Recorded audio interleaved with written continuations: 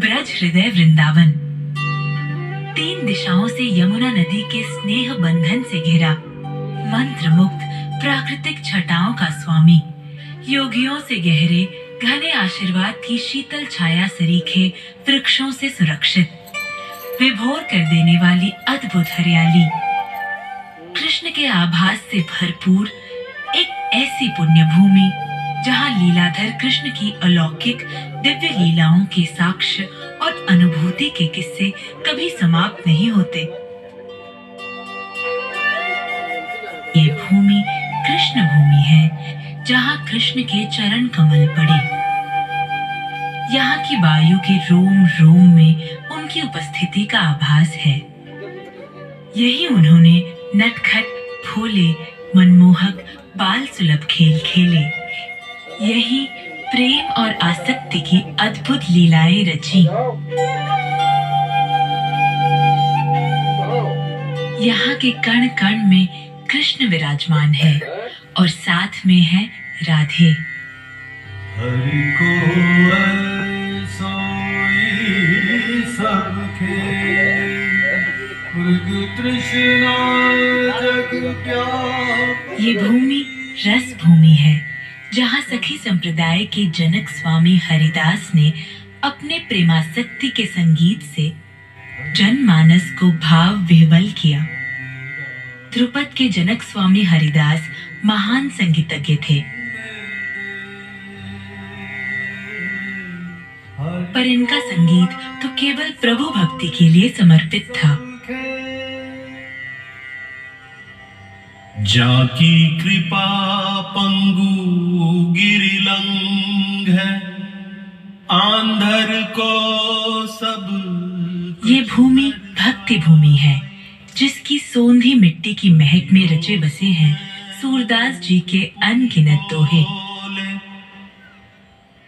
रंग चले कवि सूरदास कृष्ण के अनन्य उपासक थे। उन्होंने अपनी रचनाओं में कृष्ण के वात्सल्य, श्रृंगार और शांत रस को ही आधार बनाया।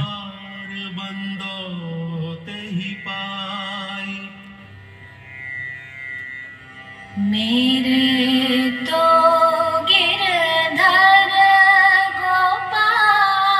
ये भूमि आसक्ति भूमि है जहाँ मीराबाई ने कृष्ण प्रेम में अपने जीवन का उत्सर्ग किया।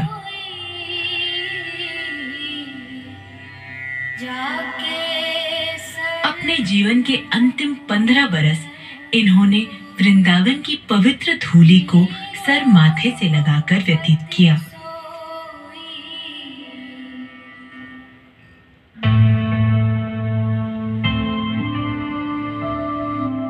यही वो वृक्ष है जिसकी छांव तले चैतन्य महाप्रभु ने प्रभु का संकीर्तन किया।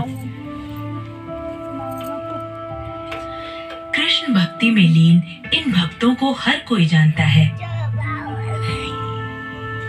इन्हीं की तरह भक्ति की पराकाष्ठा पर पहुंचा एक नाम और भी है, कवि रस खान, जिनके जीवन का सार था भक्ति और प्रेम, जो कृष्ण भक्ति में वृंदावन की मिट्टी से ऐसे जुड़े कि मृत्यु भी उन्हें अलग न कर पाई। जो जन हरि को भजे सो हरि के होय। जगत गुरु रामानंदाचार्य स्वामी द्वारा रचित ये दो पंक्तियां हमारे धर्म की संपूर्ण व्याख्या कर देती है। ईश्वर की दृष्टि में जात पात धर्म संप्रदाय का कोई अर्थ नहीं है, वो तो सबसे प्रेम करते हैं। ये कथन कृष्ण के अनन्य भक्त कवि रस खान पर पूरी तरह चरितार्थ होता है। कृष्ण की भक्ति में वो ऐसे डूबे कि हिंदू और मुसलमान के बीच के सारे अंतर भूल गए। बोध और आलम के अलावा भारतेंदु हरिश्चंद्र ने जिन मुसलमान भक्तों के लिए कहा था कि इन मुसलमान हरिजनन पर कोटिन हिंदू वारिये, उनमें रसखान का नाम सर्वोपरि है। रसखान का असली नाम सैयद इब्राहिम था। इनका जन्म शाही परिवार के पठान कुल में हुआ था। जीवन के सारे सुख संसाधन उपलब्ध थे, किसी बात की कोई कमी नहीं थी। लेकिन सत्ता के संघर्ष में जब दिल्ली शमशान में परिवर्तित होने लगी, तो रसखान का मन विचलित हो उठा। दिल्ली छोड़ वो वृंदावन चले आए और कृष्ण के प्रति ऐसे आसक्त हुए कि बस सदा के लिए यहीं के होकर रह गए।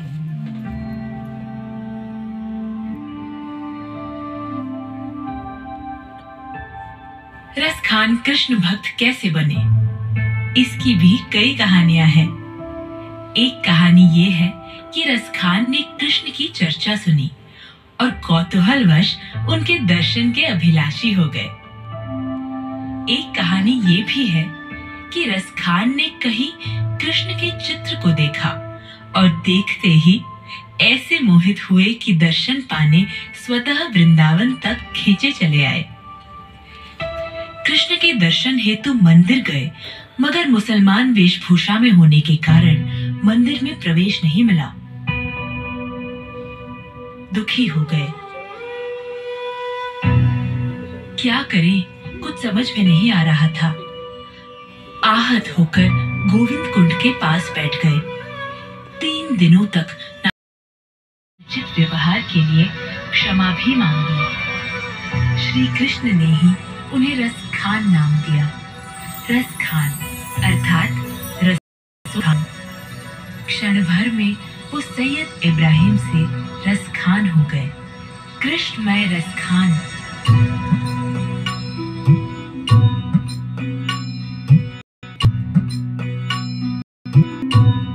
ब्रज के गोकुल और गोवर्धन इलाके में रसखान को संतों का सानिध्य मिला, जहां वो कृष्ण भक्ति में लीन होकर कृष्ण भक्ति के गीत लिखने लगे।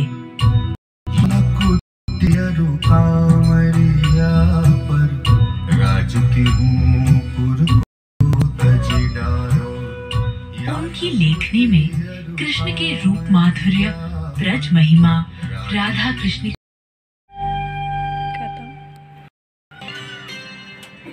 प्रेम रसखान के जीवन का आधार था। उन्होंने अपने जीवन की सार्थकता तभी जानी जब वो कृष्ण प्रेम में रत हुए, आतुर हुए। उन्होंने ग्रंथ ज्ञान को प्रेमासक्ति के अनुभव के सामने तुच्छ माना और कहा कि परमानंद की कामना पूर्ति करनी हो तो सांसारिक जीवन के मोह माया को त्याग कर कृष्ण भक्ति में लीन होना होगा। यही जीवन